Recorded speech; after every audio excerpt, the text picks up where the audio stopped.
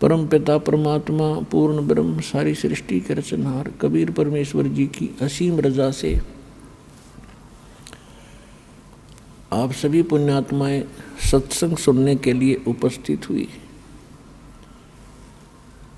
जिन पुण्यकर्मी प्राणियों के युगों युगों के बहुत ही पुण्य एकत्रित हो जाते हैं उनको मानव शरीर प्राप्त होता है।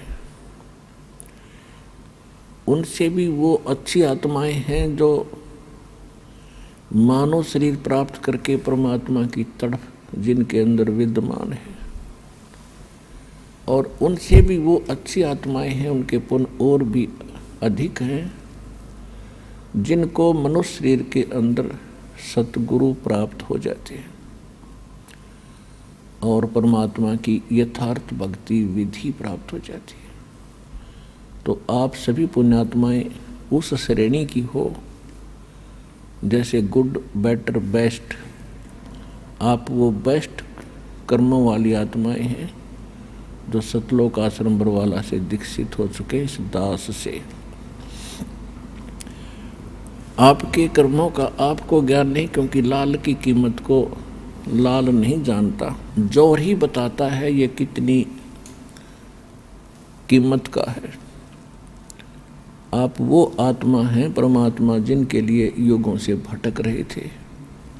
गोता मारूं स्वर्ग में जा बैठूं पाताले, गरीब दास ढूंढता फिरूं अपने हीरे मोती लाले। कबीर साहब गरीबदास जी को बता रहे हैं परमात्मा के गरीबदास मैं भटक रहा हूँ अपनी प्यारी आत्माओं को, जो भी कभी मेरे शरण में आई हैं उनके साथ मेरा एक विशेष कनेक्शन हो जाता है। मेरी जिम्मेवारी बन जाती है कि उनको यहाँ से निकालूं। उनके लिए मैं कभी पाताल में, कभी स्वर्ग में, कभी पृथ्वी लोक पर उनको प्रेरित करने के लिए मैं फिरता रहता हूँ, घूमता रहता हूँ। आज आप परमात्मा की शरण में आए हो, कबीर भगवान की ही रजा से यहाँ आए हो।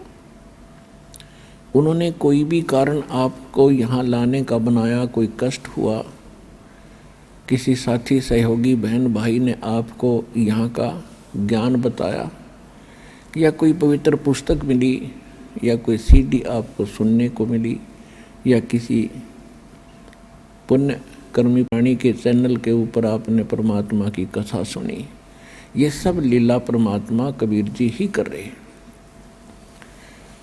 आप तो यहाँ इस काल के इस जुगाड़ में सारा जीवन खो देते हो।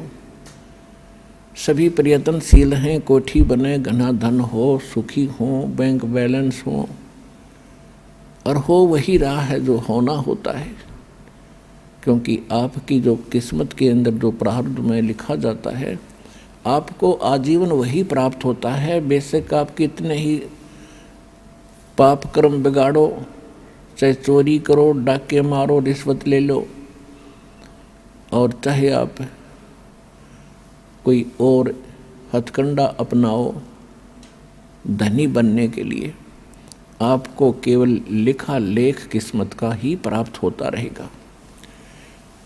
और पाप आप जो करोगे अधिक धनी बनने के लिए कहीं से पैसा एकत्रित भी कर लोगे, वो पैसा नहीं रहेगा। कोई सदस्य घर का बीमार हो जाएगा, कोई पशु खराब हो जाएगा, या कोई पैसे लेकर देखो ना, या कोई लूट लेगा कि चोरी हो जाएगी, और वो पाप ज्यों के तो रहेंगे, वो चोरी नहीं होते, वो आपने कुत्ते गधे सूअर बनकर फिर भोगने पड़ेंगे। तो पुण्यात्माओं परमात्मा का विधान है, ये किसी डूम बाट के गीत नहीं है। इन पर आपने घना जोर देना पड़ेगा, और जिस दिन आप समर्पित हो जाओगे कि कबीर इज गॉड, परमात्मा कबीर है, और इस धरती पर कोई ज्ञान नहीं, कोई भगवान नहीं, और ऐसा कोई सच्चा नाम नहीं, उसी दिन से आपका हाथ पकड़ लेगा परमात्मा। और जब आप भगवान के होगे फिर आपको चिंता क्या। सिर सौंप्या गुरुदेव को, सफल हुआ ये शीश, नित्यानंद इस शीश पर आप बसे जगदीश। जब ये शीश मालिक को सौंप दिया तो ईब वो उसका हो गया, हमारा नहीं रहा।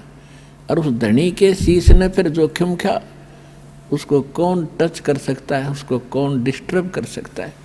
तो आप उसके बनकर देखो। परमात्मा कहा करते थे, कबीर इस संसार को समझाऊं के बारे, ये पूछ पकड़ के बेड़ की भाई उतरा चावे पार।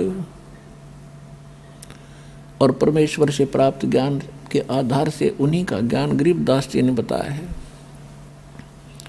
बेड़ पूछ को पंडित पकड़े, ये बादो नदी बिहंगा, गरीबदास वो भवजल डूबे, जा नहीं साध सत्संगा। परमात्मा कहते हैं, कबीर इस संसार को समझाऊं कै बार, और ये पूछ पकड़ के भेड़ की और दरिया से पार होना चाहते हैं। इन नकली गुरुओं ने, अज्ञानियों ने आपको भवसागर से पार होने की जो विधि बताई है, जो देवी देवताओं की पूजाएं, अन्य मंत्र जो सदग्रंथों में प्रमाणित नहीं है, वो शास्त्र विधि त्याग कर मनमाना आचरण है। वो साधनाएं जो आप कर रहे हो वो तो ऐसी हैं जैसे कोई मूर्ख और किसी भोली आत्मा को सलाह दे दे जो दरिया से पार होना चाह रहा हो, उसको ये कह दे कि ये भेड़ पकड़ ले, इसकी पूंछ पकड़ कर दरिया में घुस जा, ये तुझे परले पार कर देगी। आपको खूब पता है वो भेड़ की पूंछ पकड़ कर पार नहीं हुआ जा सकता। उसके लिए तो एक सुदृढ़ नौका चाहिए और फिर उसमें खेवट चलाने वाला भी ठीक आदमी, एक्सपर्ट हो, तब पार हुआ जाता है। तो परमात्मा कहते हैं कि ये भोली आत्माएं साधना तो शास्त्र विरुद्ध कर रही है और सभी बात करते हैं ऊपर पार होने की। इसी प्रकार गरीबदास जी कहते हैं कि भेड़ पूछ को पंडित पकड़े, ये विद्वान पुरुष गुरु लोग साधना शास्त्र विरुद्ध कर रहे हैं, वो भेड़ की पूंछ पकड़े बैठे हैं। और भादो नदी बिहंगा, भादवा के अंदर बहुत ज़्यादा वर्षा होती है और दरियाएं एक विशेष रूप धारण करके और फ्लो होकर चलती हैं, बड़े भयंकर पानी ले करके। तो कहते हैं उसमें से पार होना है आपने, और उसके लिए आप भेड़ की पूंछ पकड़े बैठे हो। गरीबदास व भवजल डूबे, जा नहीं साध सत्संगा, कि जिनको सतगुरु का सत्संग नहीं मिला वो भवसागर में डूब जाते हैं गलत साधनाएं करके। कबीर साहब कहते हैं, तीर्थ कर कर जग मर्या, उड़े पानी नाए, राम नाम जप्या नहीं फिर काल घसीटे जावे। कहते गंगा काठे घर करो, गंगा किनारे घर करो, और चाहे पीवो निर्मल नीर, मुक्ति नहीं सतनाम बिना, यों कह रे साहिब कबीर। काशी करवत लेत हैं, आण कटावे शीश, ये बन बन भटका खात हैं, ऐसे मिले नहीं जगदीश। पुण्यात्माओं, हम परमात्मा के लिए असंख्य युगों से भटक रहे हैं। जब से हम भगवान से बिछड़े हैं, उस सच्चे स्थान को, सुखदायी स्थान को, उस सुख सागर को छोड़कर हम इस काल की जोड़ी में आ गए, इस गंदे पानी में। उसी दिन से आत्मा को आभास है कि वो सुख पुनः प्राप्त हो, और उस सुख की प्राप्ति के लिए काल ने आपके ऊपर पर्दा डाल दिया, या त्रिगुणमयी माया, रजगुण ब्रह्मा, सतगुण विष्णु, तमगुण शिव जी के अंदर से निकल रही एक ऐसी किरणें आपको अचेत कर देती हैं, आप पर इतना प्रेशर डाल देती हैं कि आप रोजी रोटी तक सीमित हो जाते हो। और फिर भक्ति के लिए कभी अंगड़ाई लेती है आत्मा, तो उसके लिए काल ने करोड़ों की संख्या में ये दूत बैठा रखे हैं काल के, जो गलत साधना बताते हैं, शास्त्र विरुद्ध भक्ति बताते हैं। अगर किसी की आत्मा भक्ति की तरफ प्रेरित होती है तो इन काल के दूतों के जाल में फंस कर अपना जीवन नाश कर जाती है। फिर इसने सोचा है कि निर्धन सोचता है कि मुझे धन घना हो तो मैं सुखी हो जाऊं। जिसके पास माया होगी वो सपने में भी सुखी नहीं हो सकता। ये याद रख लियो, दास के वचन नहीं, ये परमात्मा के वचन है। सुखी कौन होगा उसकी विधि बताते हैं। अब जो धनवान है वो ये सोचते हैं कि ये राजा लोग सुखी होंगे, राजनेता सुखी होंगे, इनको स्वप्न में सुख नहीं। ये सिर्फ एक छोटी सी प्रभुता पाकर इधर उधर से अटपट करके अपना जीवन व्यतीत कर रहे हैं। और हमने देखा कि ये बड़ी इनकी मौज होगी, आगे पीछे इनके गाड़ियाँ चलती हैं और पुलिस रहती है साथ में। ये सुख का साधन ही नहीं है। फिर ये राजा लोग समझते हैं कि देवता लोग सुखी होंगे स्वर्ग के अंदर। स्वर्ग में तो आग लग रही है। परमात्मा ने कहा कि ब्रह्मांड 2100 आग लगी है और कृत्रिमबाजी सभी ठगी है। देवता लोग समझते हैं कि इंद्र सुखी होगा, हमें सुख नहीं। इंद्र का सुख आपने बहुत बार पढ़ा भी और सुनाया भी है। इंद्र अपना समय पूरा करके स्वर्ग का राजा अगले जीवन में गधे की योनि में जाओगा, डेफिनेट, ये रूल है। तो खाक सुख उस इंद्र को। इंद्र सोचता है कि ब्रह्मा विष्णु महेश सुखी होंगे। इन ब्रह्मा विष्णु महेश की हिस्ट्री आप पढ़ के देख लो। श्री रामचंद्र रूप में विष्णु जी आए थे, सारा जीवन जंगल में धक्के खाए, फिर रावण के लट्ठम लट्ठा, और फिर आकर राजा बन गए। बच्चे कहीं आप कहाँ, वो जीव सुखी हो सकता है? और अंत कैसे हुआ था श्री रामचंद्र जी का? जब अपने बच्चों से मिलने की चेष्टा की तो पृथ्वी में धस गई वो सीता, तो पृथ्वी में समा गई और पुत्रों ने उससे बात करने से मना कर दिया। और फिर आकर के उन्हें सरयू नदी में जल समाधि ली, जिंदा डूब गया। तो क्या ये सुख है? विष्णु जी को सुख है? फिर श्री कृष्ण जी की हिस्ट्री देख लो। जेल में जन्म हुआ, मम्मा दुश्मन, कभी केसी, कभी चानौर, कभी जरासंध, कभी काल्यवन, लठ ले आएंगे। और अंत कैसा हुआ? श्री कृष्ण जी के सामने पूरा यादव कुल नाश हो गया, आपस में लड़का मर गया। और जो बुजुर्ग सबसे पीछे रह जा, सबकी मृत्यु देख ले, वो जीव सुखी नहीं होता। परमात्मा कहते हैं, भाई तन दर सुखिया कोई ना देखा, जो देखा सो दुखिया हो। उदय अस्त की बात करते हैं, मन सबका किया विवेका हो। सबका किया विवेका हो। भाई घाटे बाधे सब जग दुखिया, के गृहस्थी बैरागी हो। घाटे बाधे सब जग दुखिया, क्या गृहस्थी बैरागी हो। सुख देव ने दुख के डर से, गर्भ में माया त्यागी हो। गर्भ में माया त्यागी हो। तन दर सुखिया कोई ना देखा, जो देखा सो दुखिया हो। उदय अस्त की बात करते हैं, मन सबका किया विवेका हो। सबका किया विवेका हो।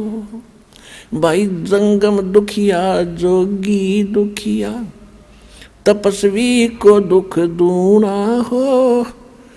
भाई जंगम दुखिया जोगी दुखिया, तपस्वी को दुख दूना हो।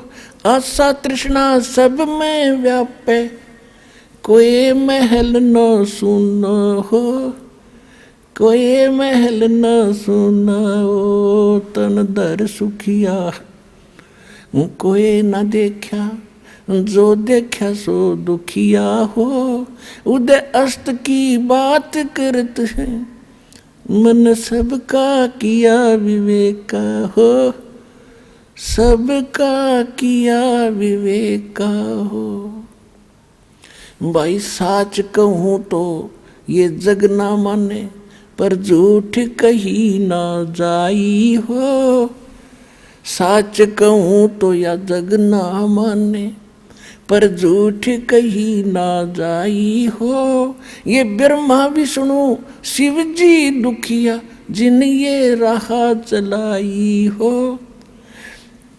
जिन ये रहा चलाई ओ तंदर सुखिया, कोई न देखा जो देखा सो दुखिया हो। उदय अस्त की बात करते हैं, मन सबका किया विवेका हो, सबका किया विवेका हो। भाई सूरपति दुखिया, इंद्र को सूरपति कहते हैं। सूरपति दुखिया भूपति दुखिया, ये रंग दुखी बपरीति हो। सूरपति दुखिया भूपति दुखिया, रंग दुखी बपरीति हो। कहें कबीर और सब दुखिया, एक संत सुखी मन जीती हो। संत सुखी मन जीती हो, तन दर सुखिया, कोई न देखा जो देखा सो दुखिया हो। उदय अस्त की बात करते हैं, मन सबका किया विवेका हो, सबका किया विवेका हो। भाई सूरपति दुखिया भूपति दुखिया, रंग दुखी बपरीति हो। सूरपति दुखिया भूपति दुखिया, रंग दुखी बपरीति हो। कहे कबीर और सब दुखिया, एक संत सुखी मन जीती हो। संत सुखी मन जीती हो। अपने आत्माओं,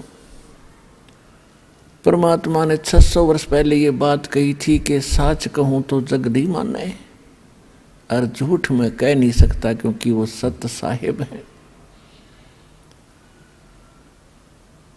और ब्रह्मा विष्णु ये शिवजी दुखिया, जिन्होंने यहाँ का यो सांग जोड़ रखा है इस काल का।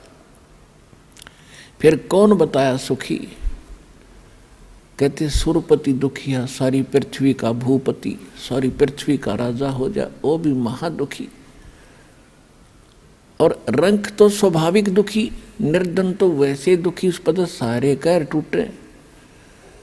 तो परमात्मा कहते हैं, कह कबीर और सब दुखिया, एक संत सुखी मन जीती हो। संत कोई, संत माने संत सोए जो सीधा चले, सत भक्ति करे, सच्चा नाम जाप करे, वो सारे साधु और संत होते। साध संगत उन्हीं को कहते।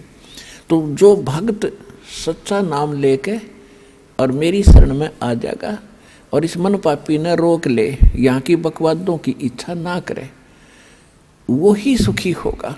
और फिर उसके साथ भगवान हो गया, और जिसके साथ परमात्मा है तो उसको फिर कष्ट कैसा। जैसे दास ने प्रारंभ में कहा सत्संग के कि एक बार आप इस परमात्मा को समर्पित होकर देखो। काल ने ऐसा जुल्म करवा दिया हमारे साथ में कि कबीर भगवान, और कौन सा कबीर, धानक और काशी वाला जुला, इसको परमात्मा मानना।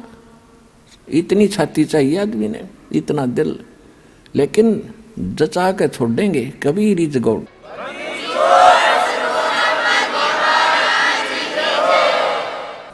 तो कबीर परमात्मा को भगवान सिद्ध करना और उसको हृदय में जचाना, इसने जुल्म कर दिया हमारे साथ। एक 4 ईंट लगा रखी उड़ा कुत्ते मुत्ते, वो भी भगवान है, और वो सारे भगवान है। जांडी भी भगवान और तुलसी भी भगवान, कबीर भगवान नहीं। अरे फूटे भाग हमारे, ऐसे गुरु मिले हमें। तो अब आपको सतगुरु मिल गए हैं, और सबके अज्ञान की आज धोती सी धोकर दर्दी, इनकी पालिश तार दी। सच्चा ज्ञान आपके हृदय में जचा दिया और जच जाएगा।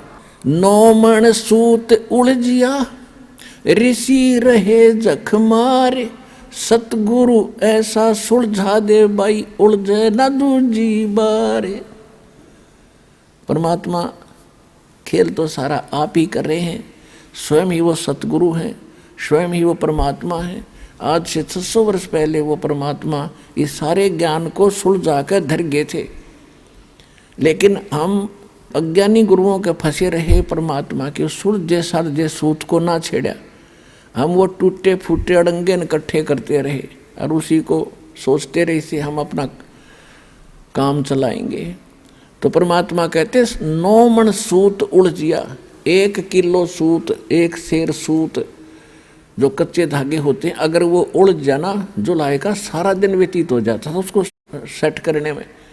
और जब वो टूट जाए उसमें गांठ पड़े और गांठ लग गई तो कपड़ा बना कर देते थे, तो वो उलाने देते थे, आधी कीमत देते थे कि इसका 6 तो गांठ लगा दी तने, हम नहीं देंगे इसके पूरे पैसे। इसलिए दुल्हाओं के सामने वो सूत उलझ जाना सबसे बड़ी समस्या होती थी। उसको सुलझाए बिना वो अपना काम नहीं कर सकता, रोजी रोटी चले नहीं। और परमात्मा कह रहे ये तो 9 मन सूत उलझा कर धर दिया इन अध्यात्म मार्ग का। तो फिर उनसे पूछा कि परमात्मा फिर ये सुलझाएगा कैसे? तब कहा था सतगुरु ऐसा सुलझा देगा, उलझे न दूसरी बार। अब इस कलयुग में अध्यात्म ज्ञान नहीं उलझ सकता, कोई भक्ति करियो चाहे मत करियो, वो उसका भाग्य और दुर्भाग्य साथ होगा, ऐसा बना दिया है।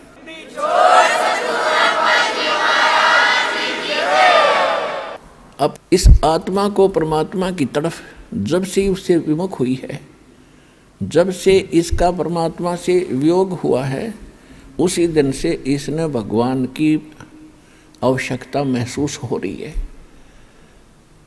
फिर इससे हटकर फिर इन्होंने सोचा ये तो बताए। फिर इस आत्मा ने सोचा कि जंगलों में भगवान मिलेगा, वहाँ भी राजपाट त्याग कर चले गए। फिर पता लगा कि संत रूप में परमात्मा कभी भी कहीं भी प्रकट हो जाता है।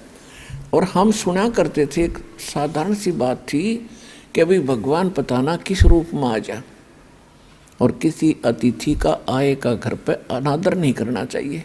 किसी साधु संत के साथ हमने झगड़ा और वाद विवाद बदतमीजी नहीं करनी चाहिए। ना जाने परमात्मा किस रूप में आ जा। फिर वो निराकार कैसे था, हमारी बुद्धि पर पत्थर पड़ गए थे, इन इतना ज्ञान ठोक दिया था। परमात्मा के बारे में कैक है भी हमें ज्ञान नहीं था। तो इस तरफ में ये आत्मा परमात्मा के पाने के लिए, उससे वो सुख प्राप्त करने के लिए जो भगवान दिया करता है, जो उसके गुणों में हम सुनते और सुनाते रहे, वो नहीं मिलने के कारण हमने सभी पूजाएं भी की, उससे सुख ना मिला। फिर अन्य पूजाएं की, उनसे भी सुख नहीं मिला। हम फिर गुरुओं के पास गए, वहाँ से भी सुख नहीं मिला। तो हम नास्तिक हो गए कि भगवान है ही नहीं। लुटो खसोटो पाप करो, किसी तरह पैसा मिलो, कोठी बनाओ और बढ़िया शान शौकत बनाओ। या भूल और कर ली हमने, कर्म बिगाड़ दिए। और काल भगवान यही चाहता है, ये कितनी बकवाद करो, भक्ति करो तो झूठी करो और नकलियों की शरण में रहो, और सतगुरु शरण इनको मिले नहीं। 600 वर्ष पहले भगवान आए रहे, सारे संसार को न जहाज में बैठा कर ले जाते, एक बार में ही, बार दूसरी बार की तो बात खत्म। और हम फिर इतने वंचित रख दिए नकली गुरुओं ने। तो परमात्मा ने आज ये दया करी, आपको शिक्षित किया। पुण्यात्माओं, यह शिक्षा इस मानव की सबसे बड़ी दुश्मन है। इसने अहंकारी, अभिमानी, चोर और बेईमान बना दिया हमारे को, हमारी सारा नैतिकता खत्म कर दी। आप पीछे 3 युग देख लो, और 1950-60 से पहले, 50 से पहले के अपना भारत देख लो, कितने शिक्षित थे, कितनी नेक नीति थी, कितने सद्विचार थे। और आज कैसी आग लग रही है, यह माया माया दिखाई देती है। और ये माया से जीव की सबसे बड़ी शत्रु है। कुछ दिनों में आपका कति समझ में आ जाएगी। अब जब हमारे साथ परमात्मा हो जाएगा तब माया आपके चरणों में रहेगी। माया दासी संत की उभय दे आशीष, विलसी और लातों छड़ी, सुमर सुमर जगदीश। कहते ये माया भगत की दासी हो जाएगी, चरणों में पड़ी रहेगी, और राम नाम रटते रहो और इसके निशान छड़ो, यानी खूब प्रयोग करियो, आपका आज्ञा पड़ी रहेगी। और किसी तरह खर्ची और खाइयो, लेकिन दुरुपयोग नहीं चलेगा। दान करें, आवश्यकता अनुसार प्रयोग करे, बाकी दान करे भगवान के चरणों में ला दे। और किया हुआ दान कभी व्यर्थ नहीं जाता, एक बहुत बड़ा मजबूत जहाज बनता है दान का। गरीबदास जी परमात्मा से प्राप्त ज्ञान को कहते हैं कि धर्म का नाश नहीं होता, चाहे विन से तीनों लोकों का नाश हो जाएगा। आपके द्वारा किए गए इस विधिवत पुण्य, शास्त्र अनुकूल, सुपात्र को दिए हुए दान धर्म और पुण्य किए हुए, ये कभी विनाश में नहीं आते, आपके लिए जहाज बढ़ जाएगा। कहते हैं परमात्मा से पूछा किसी ने कि धर अंबर सब जावेंगे और विनसेंगे कैलाश, एकम एका होवेगा तब कहाँ रहे तेरे दास। धरती अंबर जान दे और विनसन दे कैलाश, एकम एका होण दे मेरे आश्रय रहे मेरे दास। कि मेरे भक्त मेरे द्वारा बताई गई इस विधि और इस धर्म पुण्य के जहाज में बैठ के और ऐसे रहेंगे जैसे नौका जल के ऊपर रहा करती है। ये धर्म के कारण ये विनाश में नहीं आएंगे, चाहे तीनों लोकों का भी नाश बेशक हो जाए। तो इसलिए परमात्मा हमें रह रह कर याद दिलाते हैं कि जैसे द्रौपदी ने एक अंधे महात्मा को, अपनी राजा की लड़की कितना सुंदर साड़ी पहन कर जाती है, नहर पर नहाने गई थी घाट पर, परमात्मा अपने बच्चों को कैसे उभारते हैं। उनको मालूम है इनके ऊपर आने वाले जीवन में कितना कष्ट होगा। उन पुण्यात्माओं के साथ रहते हैं, कोई ना कोई ऐसा छल छिद्र करते हैं, हम समझ भी नहीं पाते, हमारे पुण्य बनवा जाते हैं। वहाँ एक अंधे महात्मा का रूप बना के दरिया में खड़े हो गए और एक तन पर एक लंगोट था, बाकी कपड़ा था नहीं। वो ही नहाते समय दरिया में बह गया। वो महात्मा कति नंगे खड़े जल के अंदर। उधर से लड़कियों की आवाज़ आई स्नान करने के लिए। द्रौपदी अपने पिता के घर पर कंवारी थी, स्नान करने के लिए सहेलियों के साथ जा रही थी। शोर हो रहा था। महात्मा ने सोचा, अंधा था, उसने सोचा कि मैं गलत स्थान पर आ गया, यहाँ कोई जनाना घाट है, लेडीज घाट है और बहुत बुरी बनी भाई।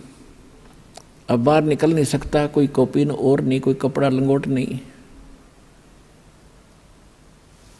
उधर से द्रौपदी ने देखा कि महात्मा स्नान कर रहे हैं, जो उनके नहाने वाले स्थान से, घाट से जिधर पानी बह रहा था डाउन स्ट्रीम में 100-150 फुट की दूरी पर संत स्नान कर रहे थे। अब कहते हैं साधु दर्शन राम का और मुख पर बसे सुहाग। बोलेंगे भगवान की चर्चा करते हैं और दर्श उन्हीं को होते जिनके पूर्ण भाग। कबीरा दर्शन राम का, परमात्मा आवे याद और लेखे में वो समय, बाकी का समय बर्बाद है। तो लड़की ने सोचा था कि महात्मा से चर्चा सुनूंगी, फिर उसने सोचा कि नहा रहे हैं, नहा लेने दो, तब तक मैं भी स्नान कर लेती हूँ।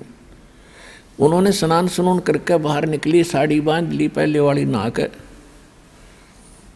कर ताजी साड़ी बांध कर लड़की खड़ी हुई। उसने देखा महात्मा तो अभी भी जल के अंदर है, नहा नहीं रहा है, ये कुछ चीज खोज रहा है। फिर अपनी दिव्य दृष्टि से देखा लड़की ने कि बाहर कोई कपड़ा नहीं, महात्मा निवस्त्र है और शर्म के मारे ये बाहर नहीं आ रहा है। और ये महात्मा शर्मिंदा होकर के सारा दिन इसमें खड़ा रहेगा, जल में बाहर आ नहीं सकेगा। तो लड़की ने अपनी साड़ी में, राजा की लड़की कितनी कीमती साड़ी पहनती है, अंडरस्टूड है। और उसने ये भी इंतजार नहीं किया द्रौपदी ने कि किसी नौकरानी से कह दूं कि डाल दे कोई कपड़ा चुंदड़ी, नहीं, क्योंकि विवेक नाम इसी का होता है। उसको पता था कि मैं रोटी खाऊंगी तो मेरा पेट भरेगा, मैं अपने हाथ से दान दूंगी तो मुझे मिलेगा। तो उसी समय उसने अपनी ही साड़ी में एक 8-9 इंच का एक गठ, एक बिलात ऐसे कपड़ा फाड़ा और महात्मा के लिए जल में छोड़ दिया दूर से। सोचा इसके हाथ लग जाएगा, ये बांध लेगा, फिर बाहर आएगा। अब वो अंधा था, दिखाई दे नहीं था, वो साड़ी का टुकड़ा साइड से निकल गया और वो ऐसे हाथ मार रहा था, ऐसे ढूंढ रहा था। लड़की ने दूसरा कपड़ा फाड़ के फिर डाल दिया, इतना ही साड़ी में से। फिर और टुकड़ा फाड़ा, एक लीर, एक छोटा सा टुकड़ा फाड़ के डाल दिया। ऐसे 7-8, ये देखो 2 कितनी होगी, 1.5 फुट, ऐसे 7-8 कॉपीन पाड़ पाड़ कर डाल दी। लेकिन संत का हाथ लगे नहीं, क्योंकि उसको दिखा नहीं था। अब लड़की ने सोच, दूर इसलिए खड़ी थी कि संत जी को पता लग गया कि लड़की है, कहीं यूँ आगे न ना सरक जा, आगे दरिया बहुत गहरी है, महात्मा डूब जाएगा, मुझे पाप लगेगा। वह बोलने नो नहीं थी।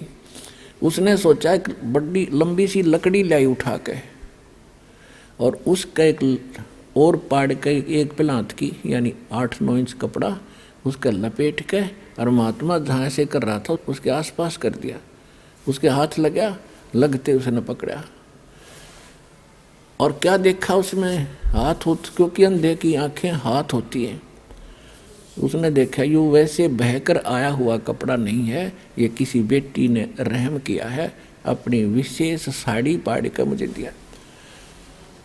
तब कहते हैं साधु ने आशीष दिया, आशीर्वाद दिया कि बेटी आज तूने मेरा पर्दा रखा है, मेरी इज्जत रखी है, भगवान तेरा पर्दा रखे, तेरी इज्जत रखे, तने गणाए दे।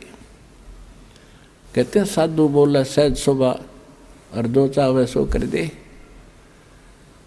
अब लड़की उस समय तो आ गई, क्योंकि परमार्थी प्राणी घना इस चीज़ के बारे में नहीं सोचा करते, क्योंकि वो राजा की लड़की, उसको सुख तो सारा था ही। वह सोचा मुझे तो सब कुछ प्राप्त है, बड़ी अच्छी बात है, संत तो आशीर्वाद दिया ही करते हैं, लेकिन वो आशीर्वाद ऐसे वैसे नहीं था।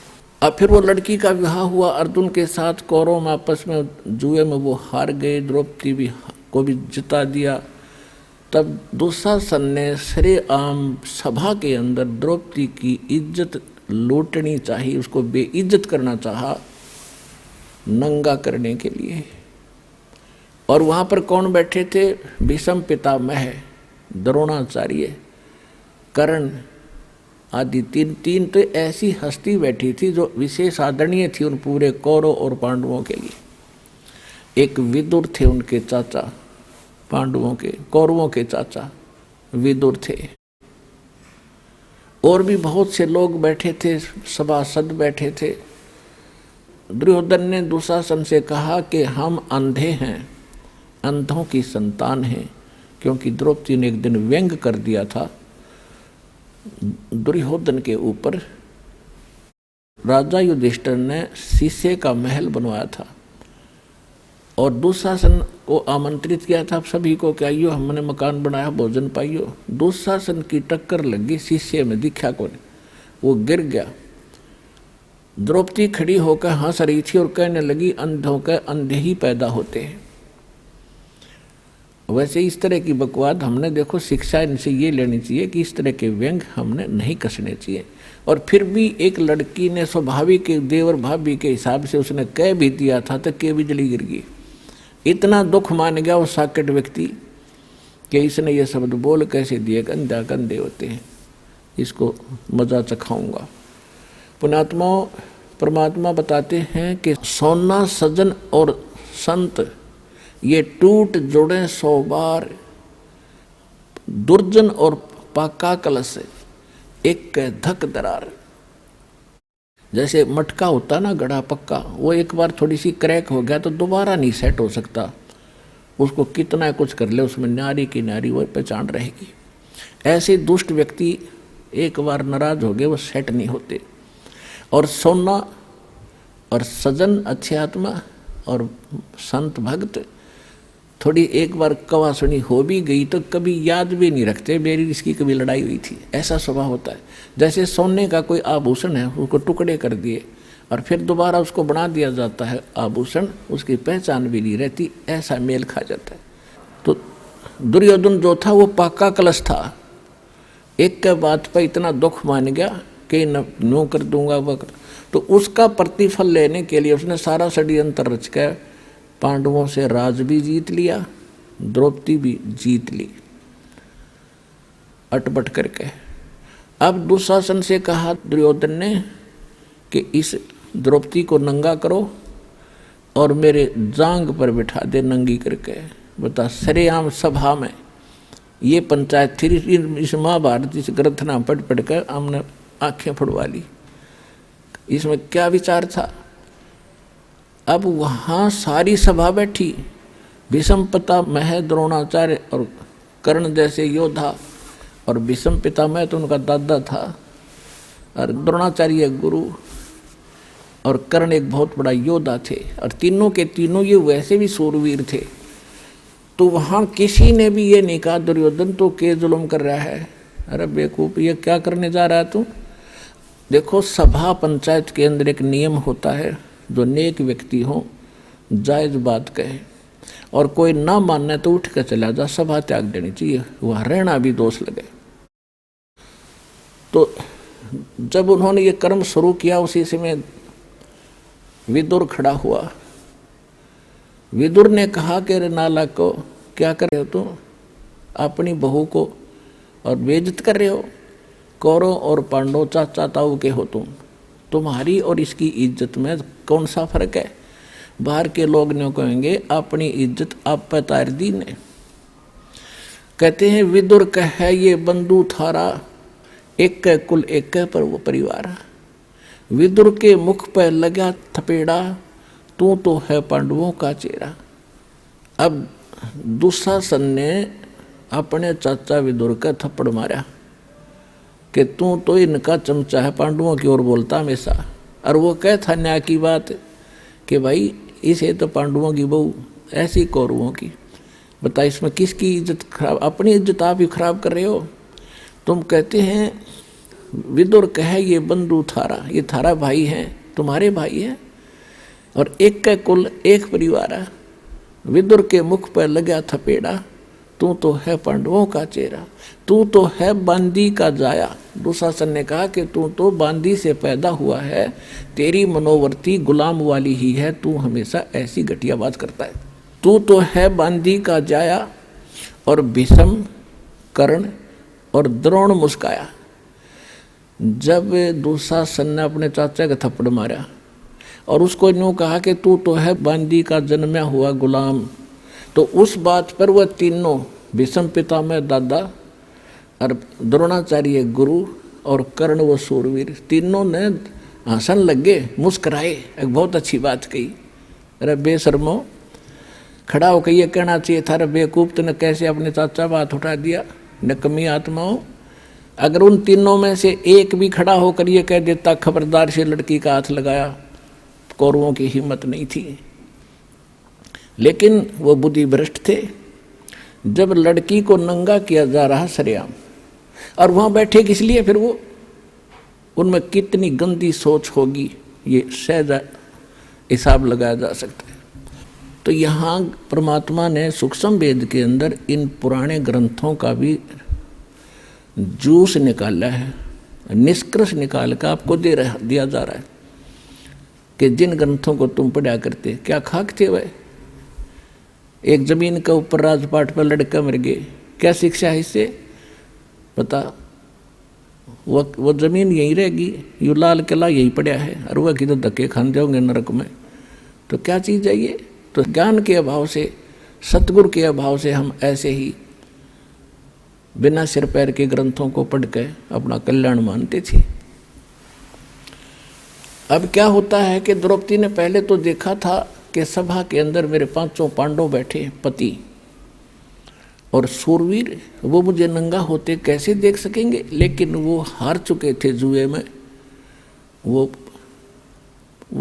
बंध गए थे जुबान में, उन्होंने नीची गर्दन कर ली।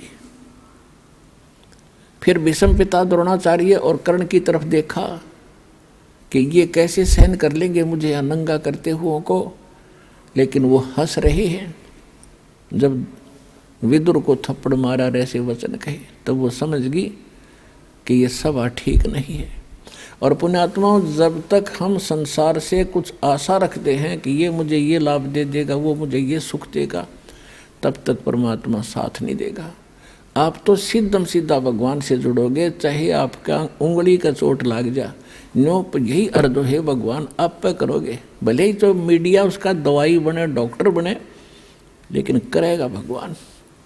आपने ऐसा भी देखा होगा, डॉक्टर खूब इंटेलिजेंट है और खूब प्रसिद्ध है, और एक व्यक्ति जाता है उसके इंजेक्शन लगाता है, वो रिएक्शन कर जाता है और डॉक्टर के हाथों में मर जाता है।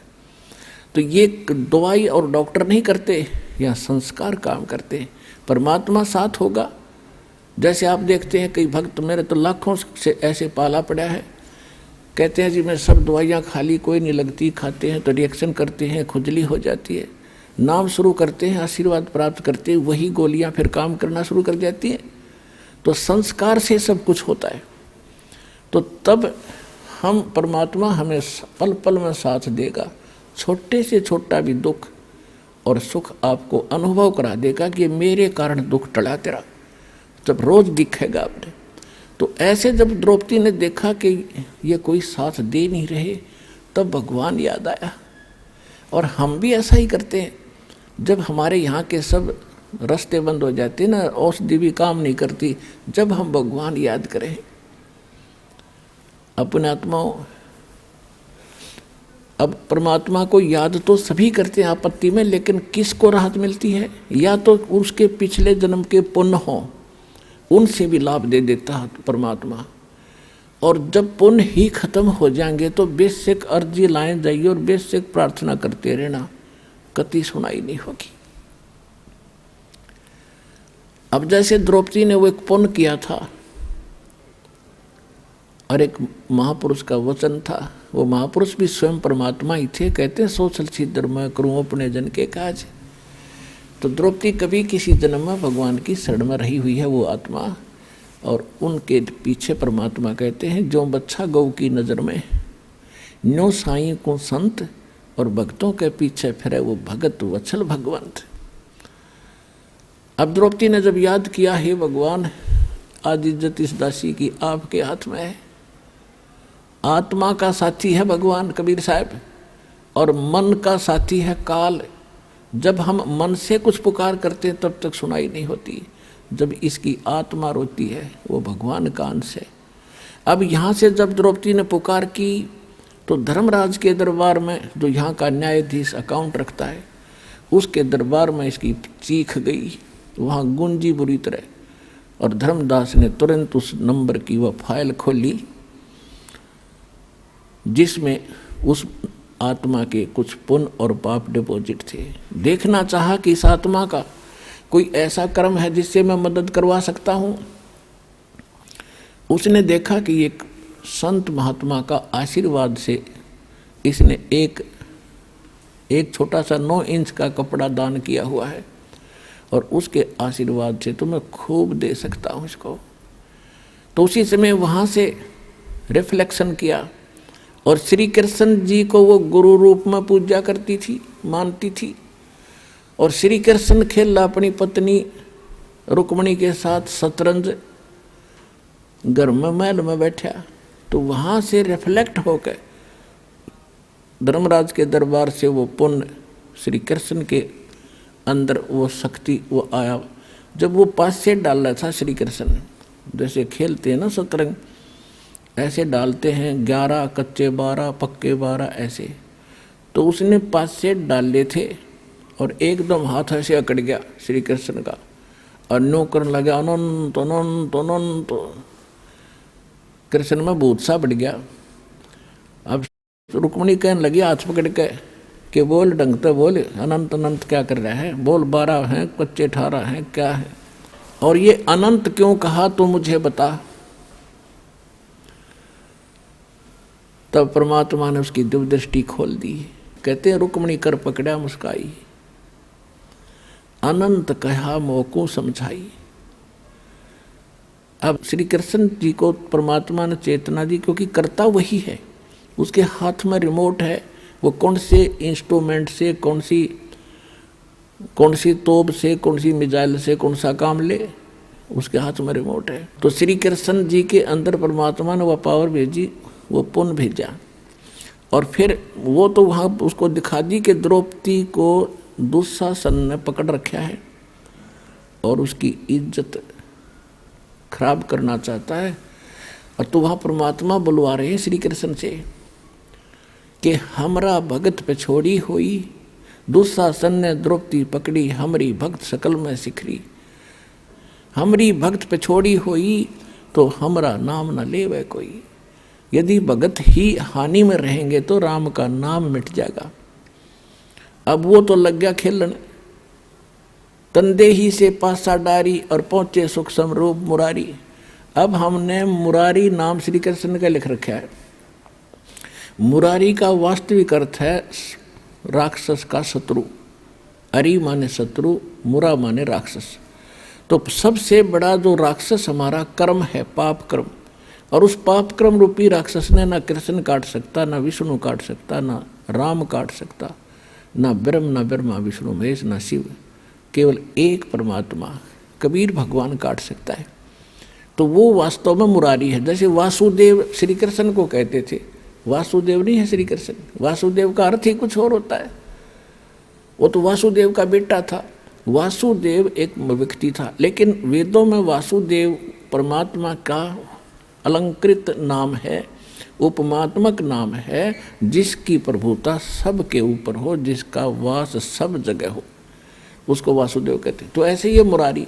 तो यहाँ गरीबदास जी की वाणी को समझने के लिए इस दास के इसलिए आवश्यकता पड़ी, परमात्मा ने ये बुद्धि दी। तो कह रहे हैं गरीबदास जी के रुक्मणी कर्म पकड़ा मुस्काई, अनंत कहा मोह को समझाई। क्या कहते हैं श्री कृष्ण जी से अंदर से आवाज आ रही है कि दुशासन ने द्रौपदी पकड़ी और हमारी भक्ति सकल में सिखरी। और जब हमारी भक्त पे छोड़ी हुई, हार में आ गई हमारा भक्त, तो हमरा नाम न लेवे कोई। तंदे ही से पासा डारी। श्री कृष्ण तो वहाँ खेल रहा है और पहुँचे सतलोक से आके सुख समरूप मुरारी। और खेचत खेचत खेच कसीसा सर पर बैठे हैं जगदीशा। अब ये लीला क्यों करी कि न्यू बिना पता ना लागो भगवान ने मदद करी है द्रौपदी की। तो जिस कारण से सब लीला परमात्मा करके इस युग तक, इस समय तक परमात्मा में आपकी आस्था बढ़ा के लाए हैं। और उस कृष्ण और द्रौपदी की इस कथा ने हम आज तक सुनते और सुनाते रहे। लेकिन आपके आज तक कदे हुई ऐसी लीला जो द्रौपदी के साथ हुई थी, इस दास के साथ हुई और इस सब के साथ हो रही है जब सच्चे भगवान से हम जुड़ गए।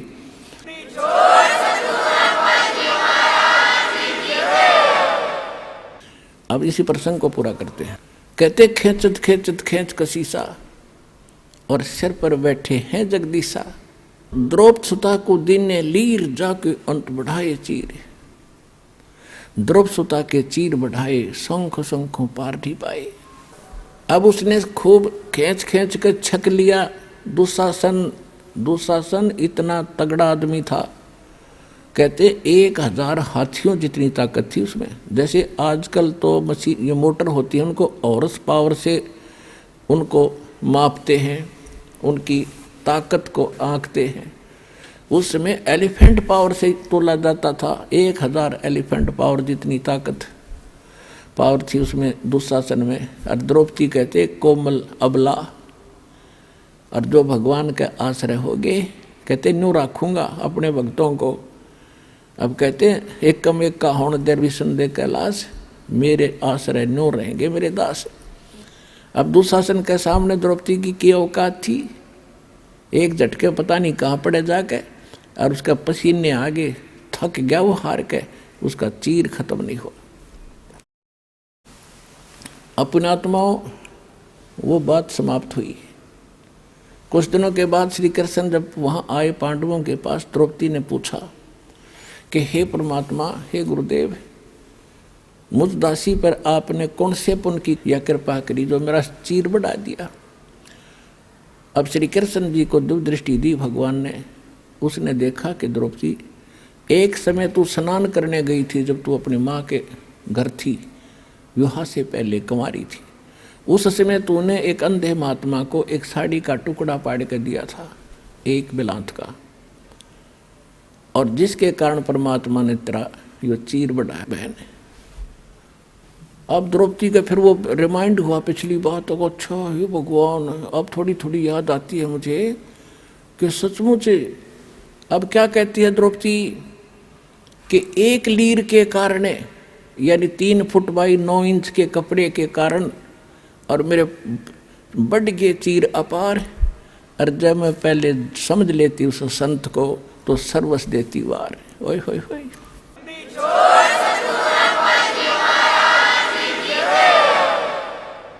जैसे गीता जी में कहा है कि कुपात्र को दिया दान कभी सफल नहीं होता, और सुपात्र को दिया हुआ दान असंख्य गुना होकर मिलता है।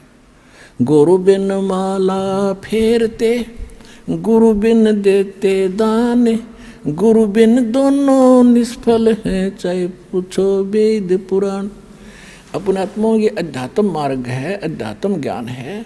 आप यहाँ विचलित हो जाते हो कि एक तरफ तो द्रौपदी ने कोई गुरु नहीं बना रखा था, उसने दान भी कर दिया, और यहाँ गुरु जी कह रहे हैं कि गुरु बिन माला फेरते, गुरु बिन देते दान, दोनों व्यर्थ हैं।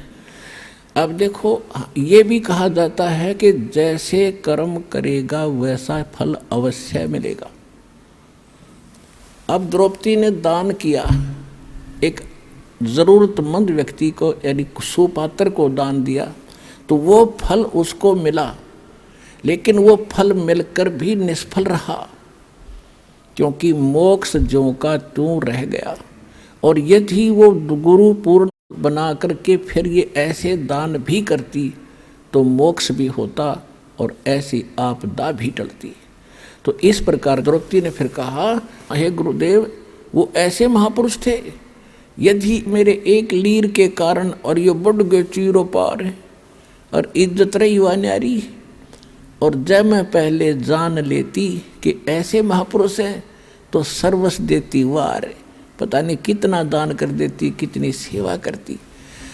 तो भगवान आकर चले गए 120 वर्ष तक। जब हम इतने जानन जोगे होते तो चरणाम पड़ जाता पूरा विश्व, जिसमें परमात्मा दुल्हा रूप में यहाँ प्रगट थे। तो इस ज्ञान कराने के लिए ही सतगुरु की आवश्यकता पड़ती है कि वो जौहरी बता सकता है कि ये है लाल, इसको परख कर देख रखा मैंने। तो ये दास वो सतगुरु रूपी जौहरी बना, और कूड़े की टोकरी में पड़े इस लाल कबीर को परखा, और आज आपने बरत के देख लिया, 100 का 100 खरा। तो कहते समझा है तो सिर दर पाँव भौर नहीं रे ऐसा दो। तो कहते दान इतना अनिवार्य है भक्ति में। जैसे मंत्र आपको दे दिया, ये तो बीज बो दिया, और बीज बोने के बाद खेत में जब सिंचाई नहीं करी, खाद नहीं डाला, तो किसान के खट्टेगा नहीं। इस प्रकार नाम लेकर के आप दान की हिम्मत करके देखो, क्योंकि यहाँ तो खुली किताब है, पर आप दोगे भगवान के नाम, और भगवान फिर अपने बच्चों के लिए कहीं खर्च करे उसको, तो फिर उसका कई गुना फल मिलता है। और ये दान आपको इतना लाभ देगा आप सोच भी नहीं सकते। पहले आप दान करते थे, पता नहीं कहीं दान भी कर देते थे, वो आपको मिलता अवश्य, मनमाने कुत्ता बन जाते। अच्छा दान किया हुआ व्यक्ति जो गुरु नहीं पूरा मिला, और कुत्ता बन कर वो एक सेठ के यहाँ होता है, गाड़ी में चलता है, और अलग से कमरे में रहता है, एसी लगा हुआ है उसके लिए, और खाने के लिए समय पर, और जांच होती है डॉक्टरों से, वेटरनरी सर्जन से। उसका ड्राइवर आदमी होता है और कुत्ता मालिक की सीट पर बैठकर चल रहा होता है। तो उस पुण्यकर्मी प्राणी ने किसी जन्म जन्मांतर में खूब दान किए, भंडारे दिए, कंबल बांटे, सारा कुछ किया, लेकिन गुरु ना मिला पूरा। गुरु ना मिलने से उसको किया हुआ तो मिला, लेकिन कुत्ते की जोनी में मिला। यदि वो शास्त्र अनुकूल साधना और गुरु के अनुसार पूरे संत के माध्यम से ये सभी कुछ करता तो मनुष्य जीवन मिलता, और न्यायकार कोठी सुविधा मिलती, और मनुष्य जीवन में फिर कभी ना कभी भगवान और सतगुरु मिल ही जाते। अब कुत्ते की योनि में उसने सारी सुविधा ले ली, फिर बन गया सुअर या गधा, बताओ उसने फिर क्या सुविधा मिलेगी। तो इसलिए बताया है कि गुरु बिन माला फेरते, गुरु बिन देते दान, गुरु बिन दोनों निष्फल हैं, ये पूछो वेद पुराण। फिर ये भी सत्य कर दिया कि जो किया हुआ ऐसा तो मिलेगा ही मिलेगा, लेकिन उस मिलने का कोई औचित्य नहीं। वो मिलो चाहे ना मिलो, जब तक मोक्ष नहीं हुआ और आपका यहाँ से पीछा नहीं छूटा तो वो दान भी व्यर्थ है। तो आज आपको वो सतगुरु और वो स्थान मिल गया। अब कहते समझा है तो सिर दर पाओ, मोहर नहीं रे ऐसा दो। ये संसार समझदा ना ही कहंदा श्याम दोपहरे नू, गरीबदास ये वक्त जाते रोगे इस पैरे नू। जो यहाँ नहीं आएगा सतलोक आसन बरवाला जिला हिसार से उपदेश नहीं लेगा दास से, तो ऐसे पछताएंगे बाद में जैसे कुत्ता, वो प्राणी मनुष्य जीवन को छोड़कर कुत्ते की योनि में जाकर रात ने ऊपर ने मुँह कर रोया करे, एक आधी बज उसका याद आया करे वो बातें, ओ एक बहुत बुरी बड़ी बाई। तो उस समय कुछ नहीं बनेगा। अब समय पर संभालो। परमात्मा समझाया करते थे, काशी करवत लेत हैं ये आण कटावे शीशे, बन बन भटका खात हैं यों मिले नहीं जगदीश। यानी जो साधनाएं आप कर रहे हो और सेक्रीफाइस भी कर रहे हो, हमारे धर्म गुरुओं ने ज्ञान था नहीं, रोजी रोटी के लिए ये संस्कृत पढ़ा करते, अच्छा धन कमाने के लिए शिक्षा ग्रहण करते थे ब्राह्मणों के लड़के। और ये पता लग जाता ये काशी विद्यापीठ से पढ़ कर आ रहा है तो उस आसपास की जनता उससे के पीछे हो जाया करती थी और उनका उद्देश्य केवल मनी मेक था। तो पहले काशी के अंदर विशेषकर जो ज़्यादा पैसे वाले व्यक्ति धार्मिक हिंदू होते थे, ये ब्राह्मण लोग उन्हीं को ज़्यादा कैच कराया करते। तो उनमें क्या था कि उन्होंने एक रूमर फैला दी कि भाई जो काशी में मरेगा वो तो जाएगा स्वर्ग में। और फिर एक उन्होंने बताया कि जो मगहर एक स्थान है उत्तर प्रदेश गोरखपुर के पास, उत्तर प्रदेश में गोरखपुर शहर के पास, अब उसका संत कबीर, जिला संत कबीर नाम रख दिया उस क्षेत्र का। तो वो मगहर एक स्थान है, आज भी है। वहाँ का राजा था बिजली खां पठान। वो परमात्मा का शेष हुआ था। कैसे हुआ था कि वहाँ अकाल गिर गया था मगहर क्षेत्र में, उसकी राज्य में, और सारे जंतर मंतर करवा लिए थे, हाहाकार मच गई थी। तब किसी ने बताया था कि कबीर नाम के एक महापुरुष काशी में रहते हैं। काशी का राजा वीरदेव सिंह बघेल भी परमात्मा का शेष था। उसके मगहर के जो राजा थे बिजली खां पठान, वो बिजली खां पठान ने पता लगने के बाद परमात्मा को प्रार्थना करके अपने घर लाए थे मगहर में। तो परमात्मा के आशीर्वाद मात्र से वहाँ इतनी गजब की वर्षा हो गई थी, सारा पानी पानी भर दिया था। लंबी कथा पहले फिर कभी सुनाएंगे।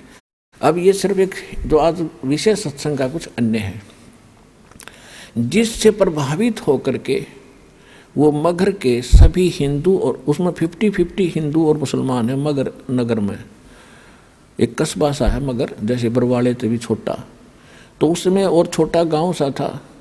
तो उसमें 50-50 हिंदू और मुसलमान है, सारे के सारे परमात्मा के शिष्य हो गए, क्योंकि सारे मरे थे, तड़फे थे, कति एक एक दिन गणे थे, घास फूस खाकर जीवन व्यतीत कर रहे थे। तो सब ने परमात्मा की दीक्षा ली। बिजली खां पठान ने भी मस्तक टेक दिया। और वहाँ कहते हैं मुसलमान, एक मुसलमान था, उसके संतान नहीं थी, 60 से ऊपर उम्र होगी थी दोनों की। तब परमात्मा से अर्ज करी थी, परमात्मा ने आशीर्वाद दे दिया था, बेटा यह भी समस्या तेरी हल हो जाएगी। 10वें महीने लड़का हो गया। उसका आज पूरा मोहल्ला बना हुआ है, पूरा सैकड़ों घर, उसका नाम रखा हुआ मगहर में मोहल्ला कबीर करम। मोहल्ला कबीर करम, यानी करम माने कृपा, रहम। कबीर परमात्मा की रहमत का प्रसाद रूपी यो मोहल्ला, ये सारे उसके आशीर्वाद से हम आज विद्यमान हैं। हम गए थे वहाँ पर, हम वहाँ गए थे, अब 2-3 बार देख कर आए, संगत को भी लेकर गए, ताकि आने वाले समय में वो प्रत्यक्ष दृष्टा मेरे साथ गए थे भक्त, अपने भाई बहनों को विश्वास दिलाएंगे कि सचमुच ऐसा है, हम देख कर आए थे।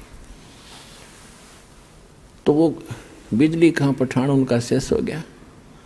और काशी के जो पंडित जी थे, इन ब्राह्मणों ने एक अफवाह फैला रखी थी कि जो मगर मरेगा वो गधा बनेगा, क्योंकि उस मगर की पृथ्वी को भगवान शंकर जी ने श्राप दे रखा है।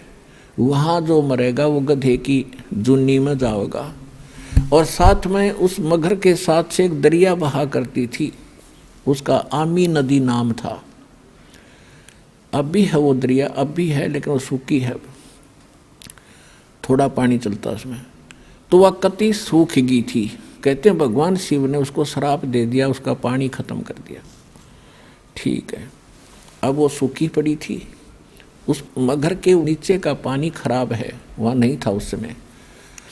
तो ये समस्या उनको बनी रहती थी। उधर से परमात्मा कहा करते थे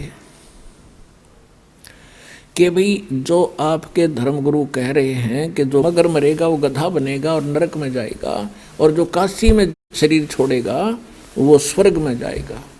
परमात्मा कहा करते थे कि भाई पुण्य करने वाला और पूरे गुरु से जो मंत्र लेकर शास्त्र अनुकूल साधना करने वाला, वो कहीं पर भी मरो वो अपने उस इष्ट धाम में जाएगा। ये आपको भ्रमित कर रहे हैं, झूठ बोल रहे हैं तुम्हारे गुरुजी। तो वहाँ क्या करते थे, काशी के अंदर इस बात को सर्वधार्य करके हमारे पूर्वजों ने,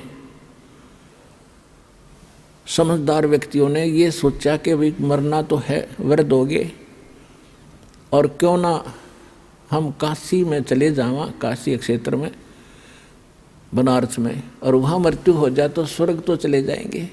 तो उन्होंने अपने बच्चों से कहा कि बेटा हम वृद्ध हो गए, हमारी व्यवस्था कर दो, हम वहाँ रह लें धर्मशाला वगैरह में, और कभी भी प्राण छूट जाएंगे हम स्वर्ग तो चले जाएंगे। तो माता पिता के लिए बच्चे कुछ भी करने को तैयार होते हैं। उनको मालूम है कि इन्होंने तुम्हें कैसे पाला पोसा है, और ये 2 वर्ष 4 वर्ष के हैं, इनको वहाँ छोड़ दिया, धर्मशालाओं में रहने लग गए। फिर उन धर्मगुरुओं से कथाएं सुनते तो वहाँ रहने लगे। तो उन धर्मगुरुओं ने एक स्कीम बनाई कि भी अपने अपने क्षेत्र के व्यक्तियों को तुम अपने घर रख लो, इनको वहाँ क्या करेंगे, इनका जो वहाँ खर्चा होता वो खर्चा हम ले लेंगे, और ये हमारे यहाँ कथा भी सुनते रहेंगे। 2-4 आदमियों की रोटी बनती है, 2 ये भी खा लिया करेंगे। तो उन्होंने ऐसा उन बुजुर्गों के बच्चों से कहा कि भाई तुम इन अपने माता पिता को हमारे घर छोड़ दो, अपने अपने धर्मगुरुओं के पास छोड़ दिया, और जो दान दक्षिणा आप देना हमें देते रहना। तो उन्होंने तो खुश हो गए, भाई ठीक है, रोज़ कथा सुना करेंगे, गुरुजी के दर्शन करेंगे। तो उन्होंने उन धर्मगुरुओं ने यो सरदर्द मोल ले लिया। अब एक धर्मगुरु के उस मकान में 50-50 बुढ़े बुढ़िया बैठ गया आके लालच में। अब घर में बूढ़ा बुढ़िया को एक का संभालना मुश्किल हो जाता है, मतलब ये बस की बात नहीं है। उस अतिथि में एक ही बुजुर्ग को संभालना कठिन होता है, और उन्होंने 10-10 20-20 इकट्ठे कर लिए। अब उन्होंने फिर स्कीम बढ़ाई कि यार तो बहुत बूढ़ी बनी भाई, ये कितना थूके हैं, कितना मुत्ते हैं, कितना टट्टी कर दे हैं, बता क्यों कर संगवावा इनने। तो उन्होंने क्या स्कीम बनाई, मीटिंग करी गुप्त कि गंगा के किनारे, गंगा दरिया के किनारे एक आरा लगा दिया, करौत जो लकड़ी काटने का होया करे, वो आदमी काटने के लिए,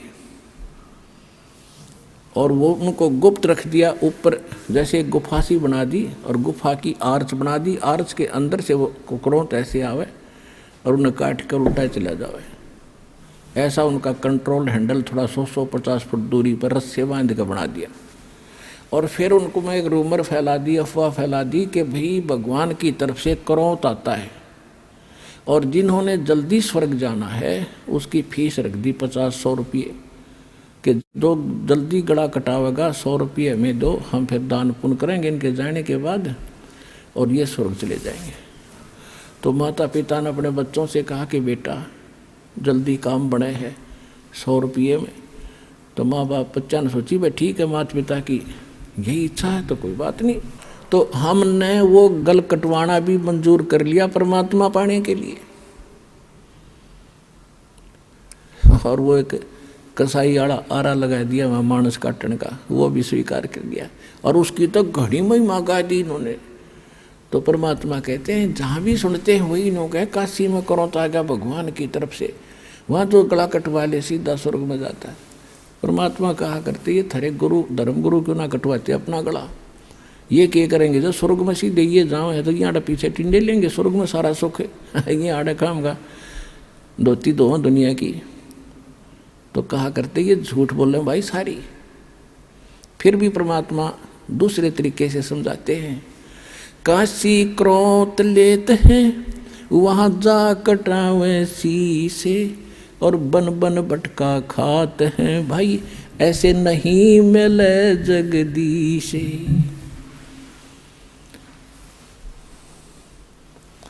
परमात्मा कहा करते ये पंडित ब्राह्मण गुरु यानी सभी ब्राह्मण नहीं, जो ब्राह्मण कर्म करते हैं, जो गुरु पद पर विराजमान है, उनके लिए कहा करते थे कि भाई ये आपके जो मंडलेश्वर हैं गुरु जी हैं ये सारे झूठे हैं, इनको ज्ञान नहीं है।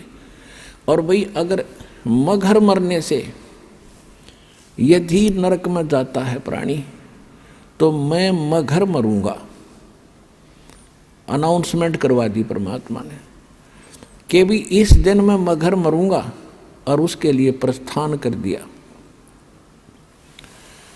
120 वर्ष की आयु थी परमात्मा की उस समय, 120 वर्ष, और 120 वर्ष की आयु में 200 किलोमीटर पैदल चल कर गए। तो कहने का भाव ये है हर एक बात से पता चलेगा वो क्या थे।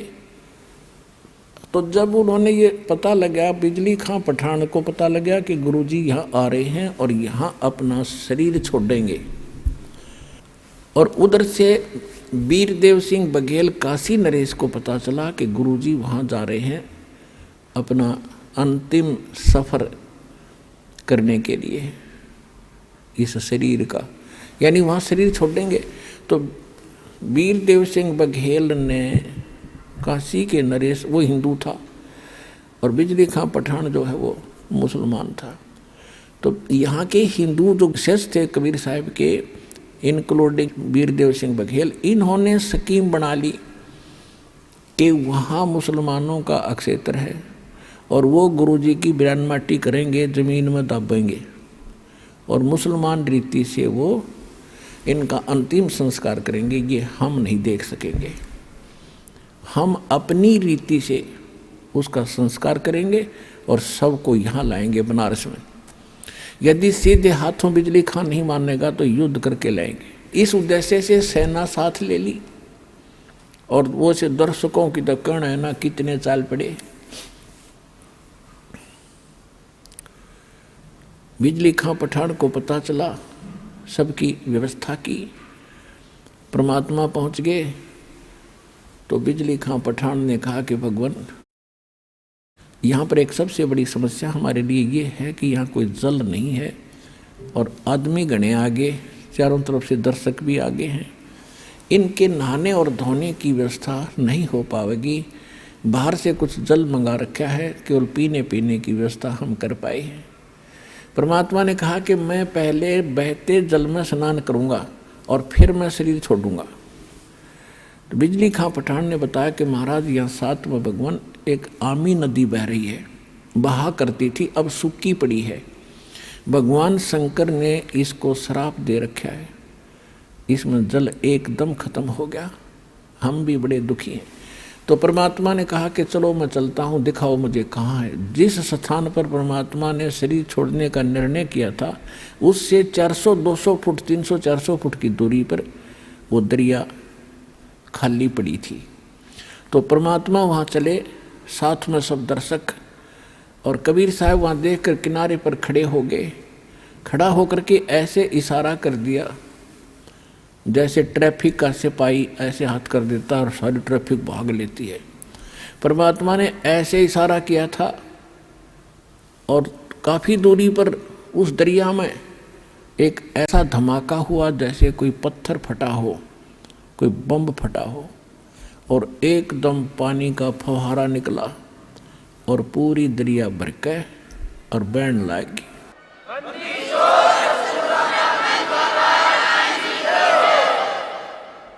ऐसा निर्मल जल सतलोक से भेजा भगवान ने। वो तो बहाना था, खुड़के दुड़के गाते। तो फिर सब ने स्नान किया और नहाए धोए। परमात्मा ने कहा कि भाई बिजली खां पठान, एक चादर नीचे बछाओ, इस पर लेटूंगा, एक चादर में ऊपर ओढ़ूंगा। तो परमात्मा के लिए एक चादर बछा दी, उसके ऊपर सुगंधित फूल डाल दिए 1-1 इंच मोटे, कि गुरु जी इस पर लेटेंगे। तब परमेश्वर ने पूछा कि बिजली खां पठान, कि बिजली खां पठान मुसलमान भी अपनी सेना ला कर खड़ी कर रहना 100 फुट की दूरी पे, और वीरदेव सिंह बघेल काशी का हिंदू राजा, वो भी 100 फुट दूसरी साइड में पूरी सेना की सतर्क खड़ी, अपने हथियार में जकड़े हुए, और दर्शक बीच में बैठे। परमात्मा ने पूछा, दोनों बिजली खां पठान और वीरदेव सिंह बघेल सामने खड़े आपस में गुरु जी के पास में। परमात्मा ने उनकी तरफ नजर करके कहा कि भाई ये सेना किस लिए लाए हो तुम दोनों? दोनों शर्मा के नीचे को गर्दन कर ली, बोले नहीं। तो दूसरे लोग होते हैं हिंदू मुसलमान, तो मुसलमान कहने लगे जी आपकी मृत्यु के उपरांत हम आपके शव का अंतिम संस्कार मुसलमान रीति से करेंगे, अगर ये हिंदू नहीं मानेंगे तो हम इनके साथ युद्ध करेंगे। हिंदू कहने लगे हम इनको मुसलमान रीति से ये अंतिम संस्कार आपका नहीं करने देंगे, और ये नहीं मानेंगे तो सेना इसीलिए ला रखी है कि हम युद्ध करके जबरदस्ती ले जाएंगे। पुणात्माओं, उस समय भविष्य वक्ताओं ने ये भविष्यवाणी कर रखी थी कि इस वर्ष में एक भयंकर ग्रह युद्ध छिड़ेगा और बहुत जनहानि होगी। अब परमात्मा ने वो कहर टालना था। यदि मालिक समर्थ ना होते तो लड़का मर जाते, हिंदू और मुसलमान कत्लेआम हो जाता। परमात्मा ने कहा कि खबरदार, जब तुमने जरा सा भी झगड़ा किया, जब तुमने झगड़ा किया, दोनों को 3 तलाक, हिंदू और मुसलमानों को 3 तलाक मेरा। फिर भी सुन लो, मेरे शरीर को चाहे 2 भागों में बांट लेना बेटा, तुम लड़ियो ना, मेरा काला मुंह हो जाएगा। अब वो ऊपर से तो सब हाँ भर रहे थे, अब ठीक है जी, लेकिन अंदर से ये था कि एक बार शरीर छोड़ दें गुरुजी, फिर हम आप देख लेंगे। अब वो तो अंतर्यामी थे, सारे जाने थे इनमें केक को बदबरी पड़ी है। एक चादर नीचे बिछी थी, लेट गिरे, एक ऊपर ओढ़ ली। कुछ देर के, कुछ ही सेकंड के बाद परमात्मा ने ऊपर आकाश में जा रहे थे, शरीर जा रहे थे, वहाँ से आकाशवाणी की कि भाई उठा लो चादर, हटा दो पर्दा, इसमें नहीं है मुर्दा। इतनी जोर की आवाज़ आई, गुरुजी की आवाज़। ऊपर देखा सबने कि परमात्मा तो वो जा रहे हैं, वो जा रहे हैं, कितना तेज शरीर है उनका। और चादर उठा के देखा, जितना शरीर था उतने सुगंधित फूल बन गए उस मालिक के पूरी। वो तो मालिक लीला थी, सह शरीर चले गए।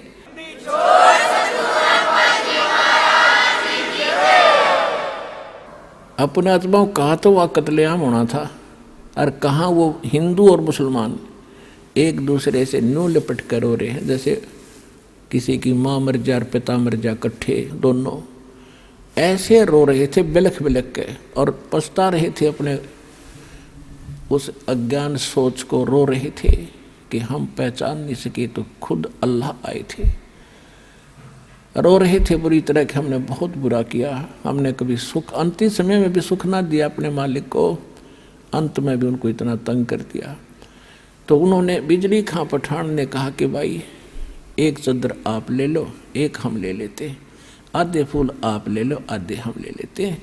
बड़ी दया करी दाता ने, क्योंकि हम तो समझ के कुछ ही नादान मुसलमान और हिंदू हैं, ये बकवाद कर सकते।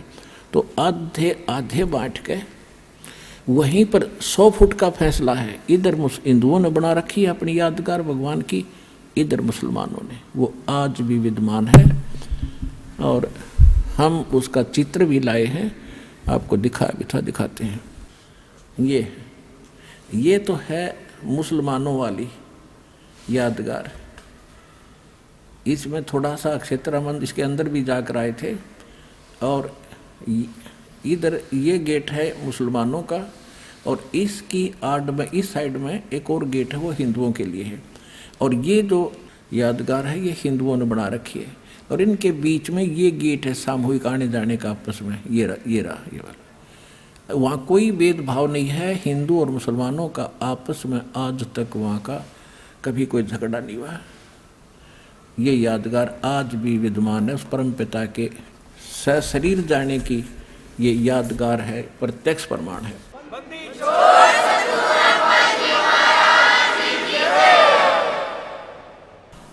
अपनात्माओं, बिजली खां पठान ने 500 बीघा जमीन हिंदुओं की यादगार के नाम दे दी वहीं पर, और 500 बीघा दे दी मुसलमानों को।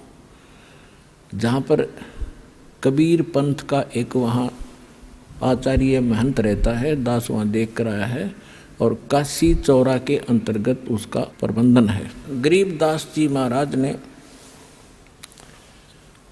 परमात्मा की महिमा को कलम तोड़ बता लिखा है। अपने आत्माओं, जैसे यहाँ काल ने कितना भयंकर जाल बना रखा है।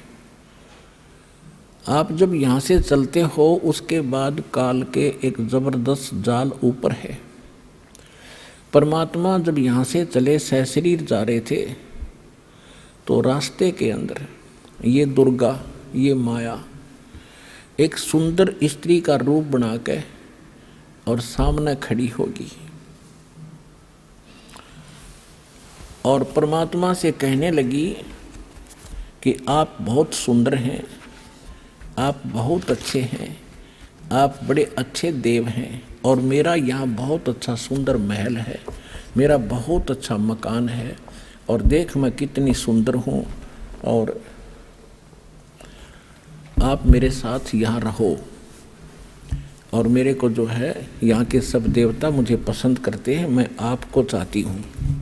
परमात्मा बोले, ठगनी तू चली जाए यहाँ से, मैं तेरे को जानता हूँ। अब जब वहाँ से परमात्मा काशी से चले मगहर के लिए, उस समय की वाणी है, कीन्या मगर पिया ना सतगुरु,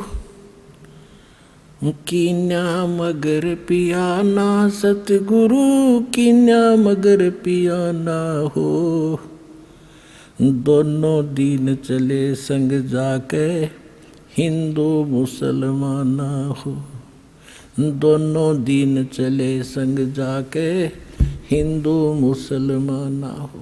पयाना माने प्रस्थान, काशी से मगहर के लिए प्रस्थान किया, उस समय की वाणी बता रहे हैं। कीन्या मगर पिया ना सतगुरु, कीन्या मगर पिया ना सतगुरु, कीन्या मगर पिया ना हो, दोनों दीन, दोनों धर्म हिंदू और मुसलमान, दोनों दीन चले संग जाके हिंदू मुसलमान ना हो। भाई मुक्ति खेत को छोड़ चले हैं। मुक्ति अक्षेत्र, जैसे काशी के ब्राह्मण कहा करते कि इस अक्षेत्र में जो मरेगा मुक्त होगा। परमात्मा कहते थे मैं तुम्हारे इस मुक्ति क्षेत्र ने छोड़ कर वहाँ मरूंगा जहाँ तुम कहते हो गधा बनेगा, और तुम हिसाब ला लियो मैं कहाँ जाऊँगा, देख लेना, क्यों मूर्ख बना रहे हो जनता को। भाई मुक्ति खेत को छोड़ चले हैं, वो तज काशी अस्थाना हो, मुक्ति खेत को छोड़ चले हैं, तज काशी अस्थाना हो, साहा सिकंदर कदम लेत है, साहा सिकंदर कदम लेत है, बादशाही सुल्ताना हो, दोनों दीन चले संग जाके हिंदू मुसलमाना हो, दोनों दीन चले संग जाके हिंदू मुसलमाना हो। भाई 4 वेद के वक्ता संघ है, वो ब्राह्मण है, चारों वेदों के वक्ता। भाई 4 वेद के वक्ता संघ हैं, वो खोजी बड़े बयाना हो, सालग राम सुरत से सेवे, सालग राम सुरत से सेवे, वो बाचे पोथी पाना हो, दोनों दीन चले संग जाके हिंदू मुसलमाना हो। भाई सट दर्शन जाके संग चले हैं, वो गावत बानी नाना हो, सट दर्शन जाके संग चले हैं। ये 6 भेख गिरी पूरी कहते सारे चले, देखांगे कैसे मरेगा कैसे गधा ना बनेगा। भाई सट दर्शन जाके संग चले हैं, वो गावत बाणी नाना हो। अपना अपना इष्ट बनावे, अपना अपना इष्ट बनावे, वो बाँचे पोथी बाना हो। दोनों दिन चले संग जाके, हिंदू मुसलमाना हो। कीन्या मगर पियाना सतगुरु, कीन्या मगर पियाना सतगुरु, कीन्या मगन पियाना हो। दोनों दिन चले संग जाके, हिंदू मुसलमाना हो। दोनों दिन चले संग जाके, हिंदू मुसलमाना हो। भाई मुक्ति खेत को छोड़ चले हैं, वो तज काशी अस्थाना हो। मुक्ति खेत को छोड़ चले हैं, वो तज काशी अस्थाना हो। साहा सिकंदर कदम लेत है, साहा सिकंदर कदम लेत है, बादशाही सुल्ताना हो। दोनों दिन चले संग जाके, हिंदू मुसलमाना हो। भाई 4 वेद के वक्ता संग हैं, वो खोजी बड़े बयाना हो। सालग राम सुरत से सेवे, सालग राम सुरत से सेवे, ज्ञान समुद्र दाना हो। दोनों दिन चले संग जाके, हिंदू मुसलमाना हो। भाई 60 दर्शन जाके संग चले हैं, वो गावत बाणी नाना हो। अपना अपना इष्ट संभाले, अपना अपना इष्ट मनावे, वो बाँचे पोथी पाना हो।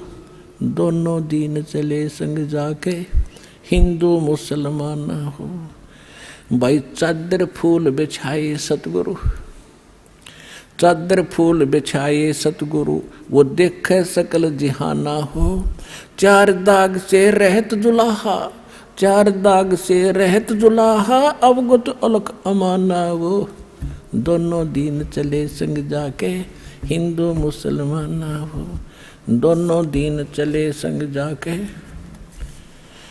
हिंदू मुसलमाना हो। भाई वीर सिंह बघेल लाग करे बेनती, वीर सिंह बघेल लाग करे बेनती, वो बिजली खान पठाना वो। 2 चादर बख्शीश करी है, 2 चादर बख्शीश करी है, दीना ये परवाना वो। दोनों दिन चले संग जाके, हिंदू मुसलमाना हो। भाई नूर नूर निर्गुण पद मेला, वहाँ देख बहे हैराना हो। पदलोलीन बहे अविनाशी, पदलोलीन बहे अविनाशी, वहाँ पाया पिंड न पराना वो। दोनों दिन चले संग जाके, हिंदू मुसलमाना हो। भाई शब्द स्वरूप साहेब सरबंगी, वो शब्द शब्द समाना हो। दास गरीब कबीर अरस में, उसके फर्क दजा निशाना वो। दोनों दिन चले संग जाके, हिंदू मुसलमाना हो। जब परमात्मा ऊपर जा रहे थे तो दुर्गा एक सुंदर युवा औरत का रूप बना के और वहाँ खड़ी होगी सामने जाके। देखा मगर जहूरा सतगुरु, देखा मगर जहूरा हो। भाई काशी में कीर्ति कर चाले, वो झलमल देही नूरा हो। काशी में कीर्ति कर चाले, झलमल देही नूरा हो। माया आद अर्श से उतरी, अर्श माने आसमान से, आदि माया ये दुर्गा। माया आद अर्श से उतरी, वो बनी अप्सरा हूरा हो। हम तो बरे कबीर पुरुष को, हम तो बरे कबीर पुरुष को, तू है दुल्ला पूरा हो। काशी में कीर्ति कर चाले, वो झलमल देही नूरा हो। माया कहे कबीर पुरुष से, मेरा देखो बदन जहूरा हो। अर्श विमान स्वर्ग में मंदिर, मंदिर माने महल, अर्श विमान स्वर्ग में मंदिर, ये भोगे हमको सूरा हो। काशी में कीर्ति कर चाले, वो झिलमिल देही नूरा हो। कहे कबीर सुनोरी माया, कहे कबीर सुनोरी माया, तुम कुटिल नजर क्यों घूरा हो। जिन भोगी सोए कल रोगी, जिन भोगी सोए कल रोगी, वो होगे धूरम धूरा हो। काशी में कीर्ति कर चाले, वो झलमल देही नूरा हो। माया कहे कबीर पुरुष से, माया कहे कबीर पुरुष से, मैं हूँ जग से दूरा हो। कि मैं ऐसे स्थान पर रहती हूँ, मुझे कोई नहीं देख सकता वहाँ पर। माया कहे कबीर पुरुष से, मैं हूँ जग से दूरा हो। मैं तुम्हारी पटरानी दासी, मैं तुम्हारी पटरानी दासी, मैं राखों पलक हजूरा हो। काशी में कीर्ति कर चाले, वो झलमल देही नूरा हो। कहे कबीर सुनोरी माया, तुम हो लड्डू बूरा हो। कहे कबीर सुनोरी माया, तुम हो लड्डू बूरा हो। जो तुझे खावे वो मर जावे, जो तुझे खावे वो बह जावे, तास अकल के कूरा वो। काशी में कीर्ति कर चाले, वो झलमिल देही नूरा हो। श्वेत मुकुट जहाँ सफेद छत्र है, परमात्मा कहते हैं कि माया तो बूर का लड्डू है, बूर का, लकड़ी के बूर से बनाया हुआ लड्डू, शीशे के बर्तन में रख दे, इतना बढ़िया दिखर, खावा जब पता चल है वो कितना का आनंद था। कहते तो उस बूर का लड्डू है, और मूर्ख खावत ने तेरे को मूर्ख टच करेगा। कहे कबीर सुनोरी माया, तुम हो लड्डू बूरा हो। जो तुझे खावे सो बह जावे, तास अकल के कूरा वो। काशी में कीर्ति कर चाले, वो जलमिल देही नूरा हो। परमात्मा क्या बताते हैं, मेरा श्वेत मुकुट और श्वेत छत्र है, जहाँ बाजे अनहद तूरा हो। दास गरीब कहे सुन माया, हमसे रहिए दूरा वो। काशी में कीर्ति कर चाले, वो झलमिल देही नूरा हो। अब परमात्मा उसके विषय में क्या बता रहे हैं कि तू कितनी नालायक है। अब यहाँ हर पहलू पर ज्ञान दिया गया है। यहाँ पर कबीर साहब क्या बताते हैं, गरीबदास जी ने अपनी वाणी में बताया है कि बदनारी लंगर कामनी, ये बोले मधुरे हेत, फेंट पड़े छोड़े नहीं क्या मगहर कुरुक्षेत्र। बदनारी लंगर कामनी, या बोले मुद्रे बोले, फेंट पड़े छोड़े नहीं या काटे घूंघट झोले। बदनारी लंगर कामनी, या बोले मुद्रे बोले, कोई साधु उबरे ये मुनिजन पिए गोले। बदनारी लंगर कामनी, जामे अनगण खोटे, फांसी डारे बहा कर ये करे लाख में चोटे। बदनारी लंगर कामनी, या बोले मुद्रे बहने, जाको नहीं पति जी ये घूंघट घट में सहने। बदनारी लंगर कामनी, या बोले मुद्रे बहने, जाके पास न बैठियो जाका कैसा देने।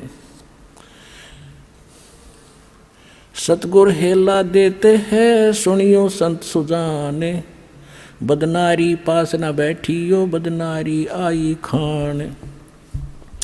नैनों का जरबाहा करिए खाए लिए हंस, हाथों में दिला के ये डोब दिए कुलबन से। उल्टी मांग भराए कर ये मंजन कर हैं गाते, मिठी बोले मगन होए ये लावे बहुविध गाते। माया काली नागनी ये अपने जाए खाते, कुंडली में छोड़े नहीं सो बाता की बात। अब बदनारी काली नागनी ये देखत ही डस खाए, बोले से तब खंड होए पर से सर्वस जाए। अपन आत्माओं,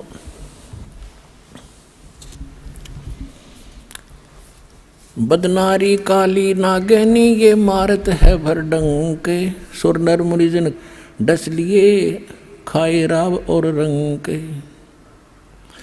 बदनारी काली नागनी ये मारत है भर डंके, शब्द गारडू जो मिले जाको नाही संके।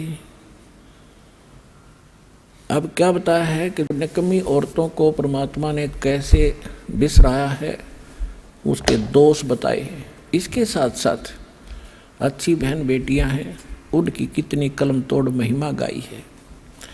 कहते नारी नारी क्या कह रहे हैं, एक मैली एक पाक।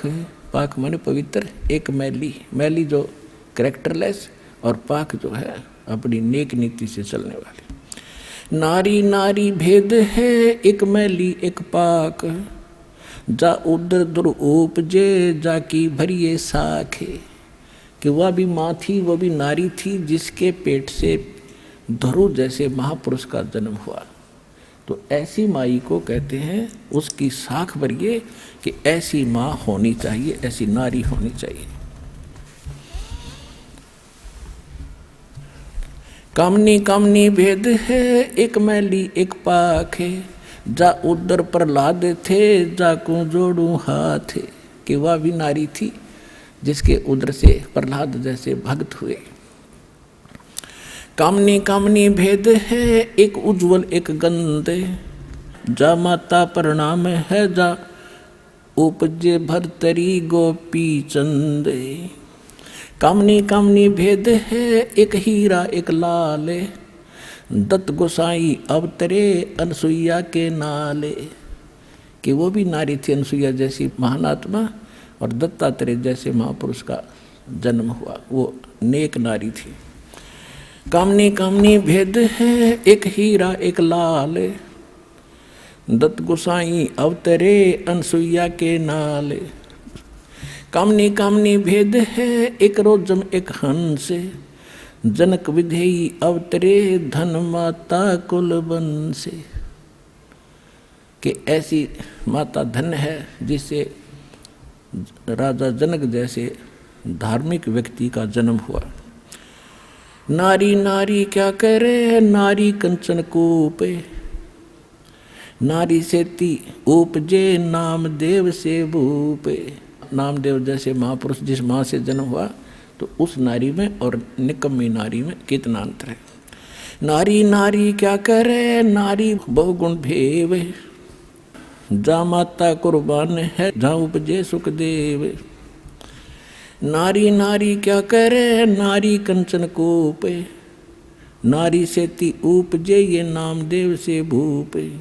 नारी नारी क्या करे, नारी भक्त विलास, नारी सेती उपजे धन्ना भगत रविदास।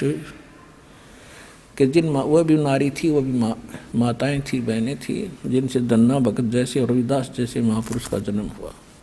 नारी नारी क्या करे, नारी कुनिरताए, नारी सेती उपजे रामानंद पंथ चलाए। नारी नारी क्या करे, नारी नर की खाने, नारी सेती उपजे है नानक पद निर्वाण। के नानक जी जैसे महापुरुष भी नारी से ही जन्म हुआ है, यानी उसमें भेद बता रहे हैं अच्छी और बुरी में। नारी नारी क्या करे, ये नारी सरगुण बेल, नारी सेती उपजे दादू भगत हमेल। नारी नारी क्या करे, नारी का प्रकाश, नारी सेती उपजे ये नारद मुनि से दास। गरीब नारी नारी क्या करे, नारी निर्गुण नेश, नारी सेती उपजे ये ब्रह्मा विष्णु महेश। गरीब नारी नारी क्या करे, ये नारी मुला माए, ब्रह्म जोगनी आद है चरण कमल लोलाए। अब यहाँ ये बताया है कि जो अच्छी हैं उनकी आदर करने के लिए कहा है, वो आदरणीय है। तो पुण्यात्माओं, परमात्मा की लीला से आपको पता चलेगा कि हम कहाँ खड़े थे, किन भगवाना के गुण गाया करते थे हम। तो इस प्रकार हमने परमात्मा की महिमा को समझना है पुण्यात्माओं। जब तक हम भगवान को अच्छी तरह नहीं समझेंगे तो अभी तक हम अपना जीवन नाश कर ही रहे थे, और कोई भी आकर हमें डगमग कर देगा। इसलिए हर पहलू पर प्रत्येक सत्संग में कोई न कोई आपको कथा सुनाई जाती है, जिससे आपको बहुत लाभ होगा। तो पुण्यात्माओं, अभी तक जो ये धारणाएं गलत थी हमारी भगवान के विषय में, अब इन सत्संगों से आपकी क्लियर हो जाएगी। ये यथार्थ ज्ञान है, क्योंकि अभी तक हम लोक वेद सुना करते थे कि कबीर साहब एक दुल्हा थे, दानक थे, कहीं पड़े मिले थे, विधवा ब्राह्मणी का हुए थे। हमने कुछ भी सिर पैर परमात्मा का नहीं पता था। तो आंखों देखा उन संतों ने बताया है, और साथ में हमारे सदग्रंथों ने प्रमाण किया है कि परमात्मा पूर्ण ब्रह्म सारी सृष्टि के रचनहार कबीर परमात्मा है। अनंत कोट ब्रह्मांड का एक रति नहीं भारे, सतगुरु पुरुष कबीर हैं ये कुल के सिरजनहारे। हम सुल्तानी नानक तारे दादू को उपदेश दिया, जात दुलाहा भेद न पाया वो काशी माहे कबीर हुआ।